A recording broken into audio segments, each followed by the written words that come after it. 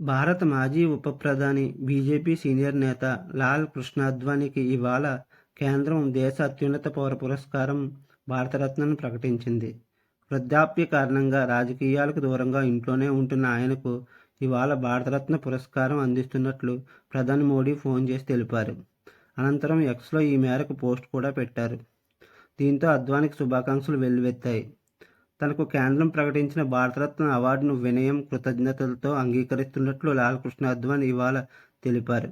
అలాగే ఈ జీవితం తనది కాదని, నా దేశం కోసమే నా జీవితం అని ఆయన పేర్కొన్నారు.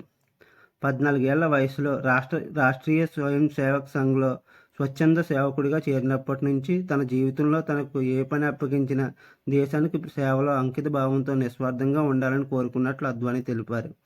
ఈ జీవితం నాది కాదు, నా జీవితం నా దేశం కోసమే అనే నినాదం తనకు ప్రేరేపించినట్లు అద్వానీ ఓ ప్రకటనలో తెలిపారు.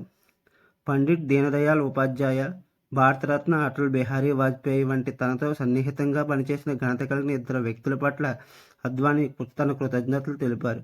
మరోవైపు భారతరత్న ప్రకటన తర్వాత ప్రధాని మోడీ సహా పలువురు బీజేపీ నేతలు, మంత్రులు, అభిమానులు అద్వానీకి శుభాకాంక్షల వర్షం కురిపించారు. మీకు నా వీడియో నచ్చినట్లయితే లైక్ చేయండి, షేర్ చేయండి, సబ్స్క్రైబ్ చేయండి, కామెంట్ చేయడం మర్చిపోవద్దు. Thank you.